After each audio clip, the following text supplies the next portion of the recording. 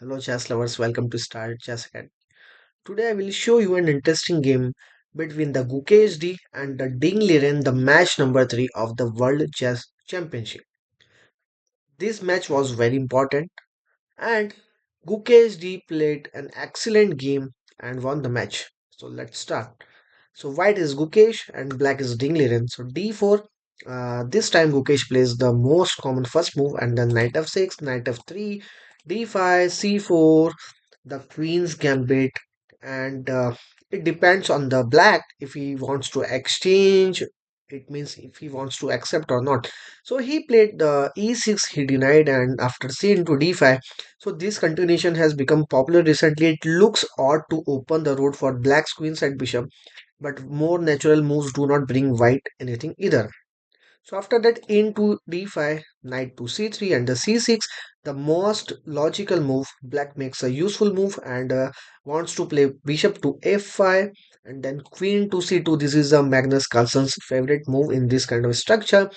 So white prevents the move bishop f5 and so that the bishop is not allowed here for the timing, and g6.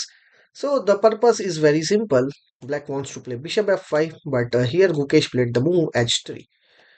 So after g6, h3, well, it is a very logical move and it's a very deep move that I will show you later. So bishop f5, the most natural move, although not the only one. Queen b3 and the queen b6. Here are so many moves black has, and the queen c7 was also playable, but after that the bishop f4 threat was there. So Ding Liren denied it and played the move queen to b6, and the purpose of g4 is now you can see here the g4 move. Well, queen into b3, and here Ding Liren spent 15 minutes on this move into b3, and this is the most crucial moment of the game because here Ding played the move bishop to c2, and he was thinking to take some space here, and he was ready to take the pawn, but later on this move was very bad for him.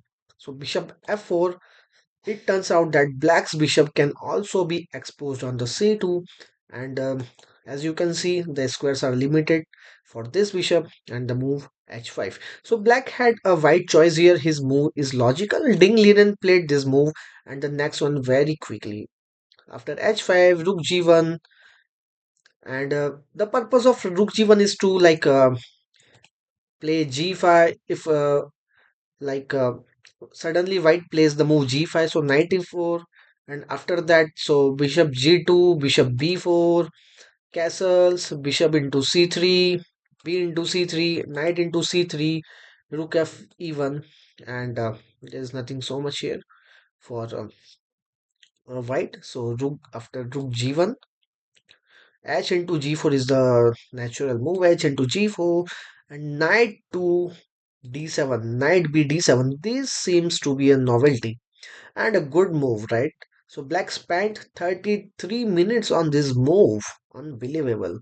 So knight d2, and this is the most critical moment of the game. Here you can see the scope of this bishop. There is no scope of this bishop, and Gukesh spent 4 minutes on his previous 13 moves taken together, but 12 minutes on this move.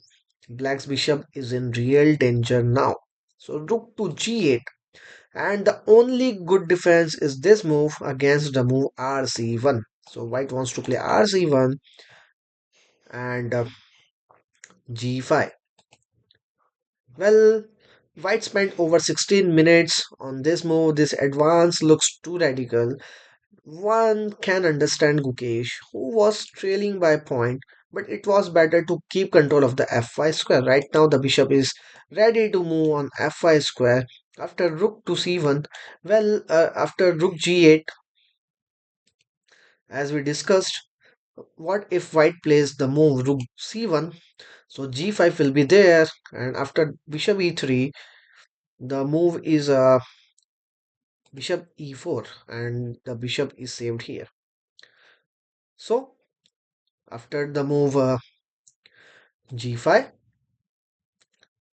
black played the move knight h5. The knight on the ring is not dim here, and bishop to h2.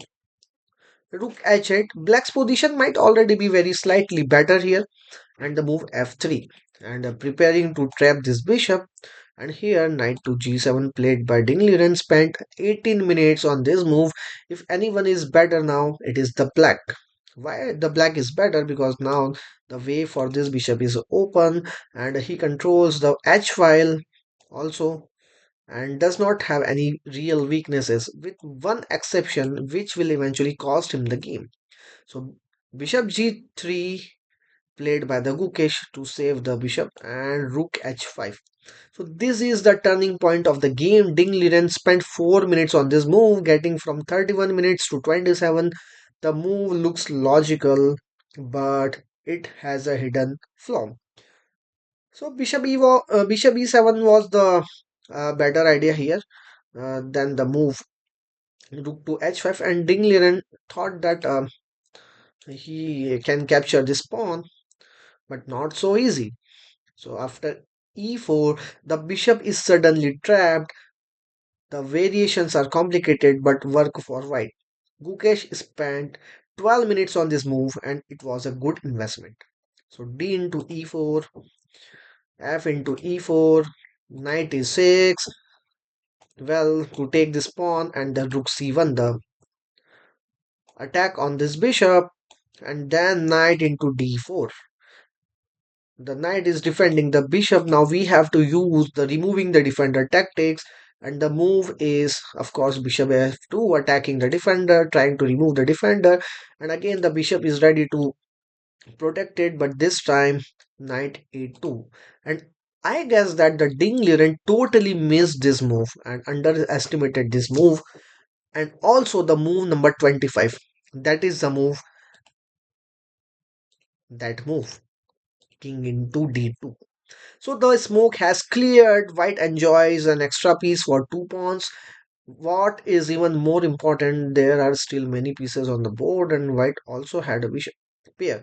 Black's pawns are not advanced. White is technically winning, although the proof can be still complicated against the best defense. So of course, 95, the knight stands well there, but cannot get any further. So knight to d4, advancing the knight, rook d8, trying to use the tactics.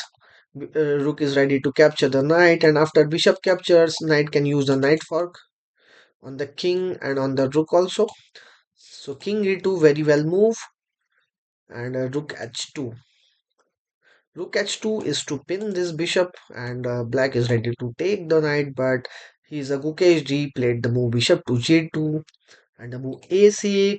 Now b3, prophylactic move to stop the knights, c4 square to protect the pawn in the future, prophylaxis, right? So rook d7, rook c c1, very cool move here by Gukesh, king e7, rook c d1, and king e8. Black spent almost 5 minutes on this move, keeping less than 2 minutes till move 40. So bishop g3, and rook h5, knight f3, knight into f3, king into f3, bishop to d4, and rook h1, and rook into g5.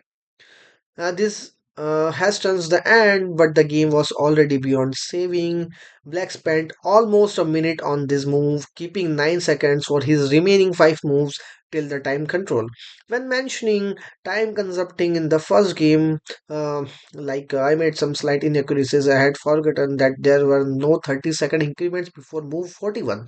It seems that I was not only the one to forget about this. There are many different time controls which makes sense, but nowadays we play almost always with increments from move 1, and then it comes very easy to forget that there are no increments and realize it is too late. So time somehow runs quicker in bad positions, especially against strong opponents, as Ding said in the press conference. And bishop h3, black loses an exchange, and f5, bishop f4, rook h5, and here black lost on time.